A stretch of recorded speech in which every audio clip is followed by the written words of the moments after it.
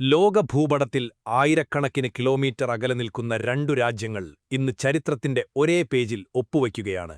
ഒന്ന്, പാശ്ചാത്യ ഉപരോധങ്ങളെ വെല്ലുവിളിച്ച് യൂറോപ്പിന്റെ യുദ്ധഭൂമിയിൽ വീണ്ടും ശക്തിപ്രകടനം നടത്തുന്ന റഷ്യ. മറ്റൊന്ന്, ഒറ്റപ്പെടലിന്റെയും രഹസ്യഭരണത്തിന്റെയും ഇരുമ്പു മതിലുകൾക്കുള്ളിൽ നിന്നും ലോകരാഷ്ട്രീയത്തെ കുലുക്കാൻ ശ്രമിക്കുന്ന ഉത്തര കൊറിയ.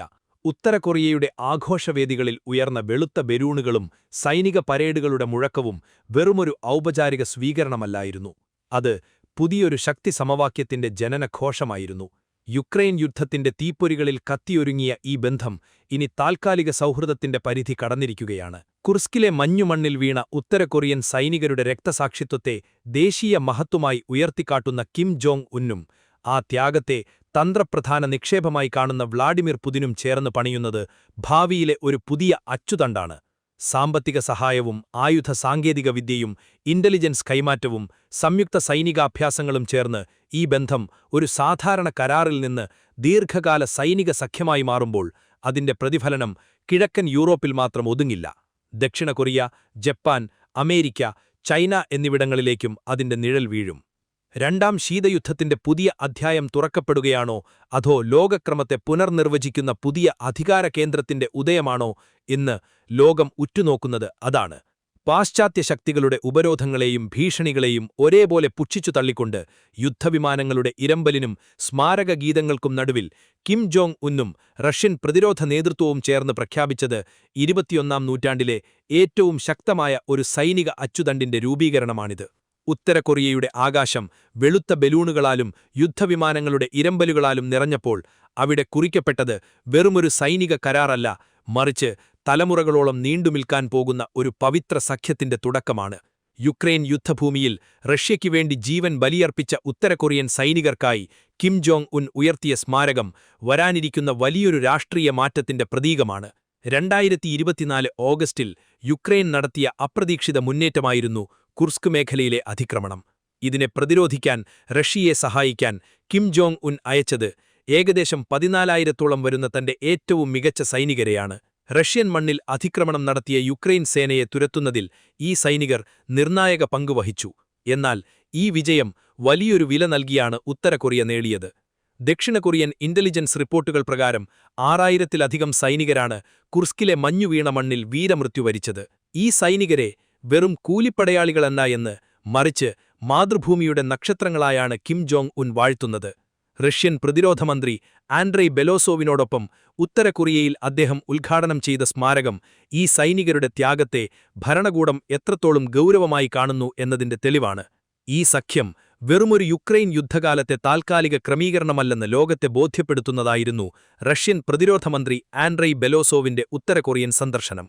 ഇതിലൂടെ വ്യക്തമാകുന്നത് വരാനിരിക്കുന്ന പതിറ്റാണ്ടുകളിൽ ലോകരാഷ്ട്രീയത്തെ മാറ്റിമറിക്കാൻ പോകുന്ന ഒരു ദീർഘകാല തന്ത്രപ്രധാന കൂട്ടുകെട്ടിനാണ് ഇവിടെ അടിത്തറയിടുന്നത്. 2027 മുതൽ 2031 വരെയുള്ള കാലയളവിലേക്ക് നീളുന്ന പുതിയ 5 വർഷത്തെ സൈനിക സഹകരണ കരാർ കേവലം യുദ്ധസാമഗ്രികളുടെ കൈമാറ്റമല്ല, മറിച്ച് ഇരു രാജ്യങ്ങളുടെയും പ്രതിരോധ സംവിധാനങ്ങളെ പരസ്പരം കോർത്തിണക്കുന്ന ഒരു ഇൻസ്റ്റിറ്റ്യൂഷണൽ അലയൻസ് അഥവാ വ്യവസ്ഥാപിത സൈനിക സഖ്യമാണ് ലക്ഷ്യമിടുന്നത്. ഈ കാലയളവിനുള്ളിൽ സംയുക്ത സൈനികാഭ്യാസങ്ങൾ, അത്യാധുനിക ആയുധ നിർമ്മാണ മേഖലയിലെ രഹസ്യങ്ങൾ, ഇന്റലിജൻസ് വിവരങ്ങളുടെ കൈമാറ്റം എന്നിവ കൂടുതൽ ശക്തമാകും.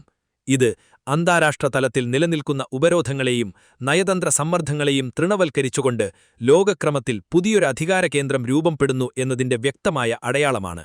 അമേരിക്കയുടെയും പടിഞ്ഞാറൻ സഖ്യകക്ഷികളുടെയും ആധിപത്യ മോഹങ്ങളെ തകർക്കാൻ റഷ്യയ്ക്കൊപ്പം അചഞ്ചലമായി നിലകൊള്ളുമെന്ന കിം ജോങ് ഉന്നിന്റെ പ്രഖ്യാപനം രണ്ടാം ശീതയുദ്ധത്തിന്റെ കാഹളമായാണ് നിരീക്ഷകർ വിലയിരുത്തുന്നത്.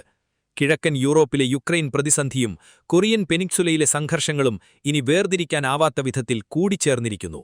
ഉത്തര കൊറിയയുടെ ലക്ഷക്കണക്കിന് വരുന്ന കാലാൽപ്പടയും റഷ്യയുടെ പക്കലുള്ള അത്യനൂതനമായ ന്യൂക്ലിയർ മിസൈൽ സാങ്കേതികവിദ്യകളും തമ്മിലുള്ള ലയനം ഏഷ്യ പസഫിക് മേഖലയുടെ സുരക്ഷാ ഭൂപടത്തെ അടിമുടി മാറ്റുകയാണ്. പകരമായി റഷ്യയിൽ നിന്നുള്ള വൻതോതിലുള്ള സാമ്പത്തിക സഹായവും ഇന്ധനവും ഭക്ഷണവും ഉത്തര കൊറിയൻ ഭരണകൂടത്തിന് ആഗോള ഉപരോധങ്ങളെ അതിജീവിക്കാൻ വലിയ കരുത്തു നൽകുന്നു. ഇതിലുപരിയായി ചാര ഉപഗ്രഹങ്ങൾ നിർമ്മിക്കുന്നതിനും അന്തർവാഹിനികളിൽ നിന്ന് തൊടുക്കാവുന്ന ബലിസ്റ്റിക് മിസൈലുകൾ വികസിപ്പിക്കുന്നതിനും ആവശ്യമായ സാങ്കേതിക വിദ്യകൾ റഷ്യ ഉത്തര കൊറിയയ്ക്ക് കൈമാറുന്നത് ദക്ഷിണ കൊറിയയെയും ജപ്പാനെയും കടുത്ത ആശങ്കയിലാഴ്ത്തിയിരിക്കുന്നു. ഈ പുതിയ അച്ചുതണ്ട് ലോകത്തെ പണ്ടു നിലനിന്നിരുന്ന ചേരിതിരിഞ്ഞ പോളിറ്റിക്സിലേക്കാണ് നയിക്കുന്നത്. പാശ്ചാത്യ രാജ്യങ്ങൾ ഏർപ്പെടുത്തിയ സാമ്പത്തിക ഭ്രഷ്ട് മറികടക്കാൻ റഷ്യയ്ക്കൊരു ഉറ്റ സൈനിക പങ്കാളിയെ ലഭിക്കുമ്പോൾ, മറുവശത്ത് ലോകത്തിലെ ഏറ്റവും വലിയ അണുശക്തികളിലൊന്നായ രാജ്യത്തിന്റെ സംരക്ഷണം ഉത്തര കൊറിയ ഉറപ്പാക്കുന്നു. ഇത് അമേരിക്ക ഉപരോധ തന്ത്രങ്ങൾ പരാജയപ്പെട്ടു എന്നതിന്റെ തെളിവുകൂടിയാണ്. ദക്ഷിണ കൊറിയൻ ഇന്റലിജൻസ് റിപ്പോർട്ടുകൾ പ്രകാരം കുർസ്കിൽ വീരമൃത്യുവരിച്ച ഉത്തര കൊറിയൻ സൈനികരെ തന്റെ രാജ്യത്തിന്റെ രക്തസാക്ഷികളായി കിം ഉയർത്തിക്കാട്ടുന്നത് ജനങ്ങൾക്കിടയിൽ റഷ്യയോടുള്ള വൈകാരികമായ ഐക്യം വർദ്ധിപ്പിക്കാനാണ്. അതുകൊണ്ടുതന്നെ യുക്രൈൻ യുദ്ധം നാളെ അവസാനിച്ചാലും ഈ സഖ്യം അവസാനിക്കില്ല എന്നു മാത്രമല്ല, ലോകം ഇതുവരെ കാണാത്ത വിധത്തിലുള്ള ഒരു ഏഷ്യൻ യൂറോപ്യൻ സൈനിക ബ്ലോക്കായി ഇത് വളരാനുള്ള എല്ലാ സാധ്യതകളും തെളിഞ്ഞുകഴിഞ്ഞു. സ്റ്റാർസ് ഓഫ് ദ മദർലാൻഡ് എന്ന പേരിൽ നടന്ന സ്മാരക സംഗീത നിശ വെറുമൊരു പരിപാടിയായിരുന്നില്ല. മരിച്ചുവീണ സൈനികരെ ദേശീയ നായകന്മാരായി ഉയർത്തിക്കാട്ടുന്നതിലൂടെ ഉത്തര കൊറിയൻ ജനതയുടെ ഉള്ളിൽ റഷ്യയോടുള്ള ആഭിമുഖ്യം വർദ്ധിപ്പിക്കാനാണ് കിം ശ്രമിക്കുന്നത്. കൊല്ലപ്പെട്ടവരുടെ ആത്മാക്കൾ അവർ സംരക്ഷിച്ച മഹത്തീയ ബഹുമതിയോടെ എന്നും ജീവിക്കും എന്ന് കിം സ്വന്തം കൈപ്പടയിൽ സ്മാരകത്തിൽ കുറിച്ചത് ഈ വൈകാരിക ബന്ധത്തിന്റെ ആഴം വ്യക്തമാക്കുന്നു. റഷ്യൻ പാർലമെന്റ് സ്പീക്കർ വ്യാസസ്ലാവ് വളോഡിന്റെ സാന്നിധ്യവും വ്ളാഡിമിർ പുതിൻ അയച്ച പ്രത്യേക കത്തും സൂചിപ്പിക്കുന്നത് റഷ്യ ഈ ബന്ധത്തിന് നൽകുന്ന വലിയ പ്രാധാന്യമാണ്. തന്റെ സൈനികർ ധീരമായും വീരോചിതമായും പോരാടി എന്ന് പുതിൻ പ്രശംസിക്കുമ്പോൾ അത് കിം ജോങ് ഉന്നിന് ലഭിക്കുന്ന ആഗോള അംഗീകാരമായി മാറുന്നു. റഷ്യ ഉത്തര കൊറിയ ബന്ധം ശക്തിപ്പെടുന്നത് ഏഷ്യ പസഫിക് മേഖലയിലെ സുരക്ഷാ സന്തുലിതാവസ്ഥയെ മാറ്റിമറിക്കും. സൈനികരെ കൂടാതെ കുർസ്ക് മേഖലയുടെ പുനരുദ്ധാരണത്തിനായി ആയിരക്കണക്കിന് തൊഴിലാളികളെ അയക്കാൻ ഉത്തര കൊറിയ തീരുമാനിച്ചിട്ടുണ്ട്. ഇത് റഷ്യൻ സമ്പദ്വ്യവസ്ഥയ്ക്കും തൊഴിൽ വിപണിക്കും വലിയ ആശ്വാസമാകും. മറുവശത്ത് റഷ്യയിൽ നിന്നുള്ള ഭക്ഷണ സഹായവും ഇന്ധനവും ഉത്തര കൊറിയനിലെ കടുത്ത സാമ്പത്തിക പ്രതിസന്ധിക്ക് പരിഹാരവുമാകും.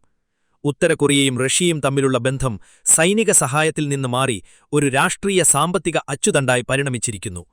യുക്രൈൻ യുദ്ധം അവസാനിച്ചാലും ഈ സഖ്യം തുടരുമെന്ന പ്രഖ്യാപനം ലോകരാഷ്ട്രീയത്തിൽ വലിയ ചലനങ്ങൾ സൃഷ്ടിക്കും. കിം ജോങ് ഉന്നിനെ സംബന്ധിച്ചിടത്തോളം ഇത് തന്റെ രാജ്യത്തെ ഒറ്റപ്പെടലിൽ നിന്ന് മോചിപ്പിക്കാനുള്ള വഴിയാണ്. പുതിനെ സംബന്ധിച്ചിടത്തോളം ഇതൊരു വിശ്വസ്തനായ പങ്കാളിയെ ലഭിക്കാനുള്ള മാർഗവും.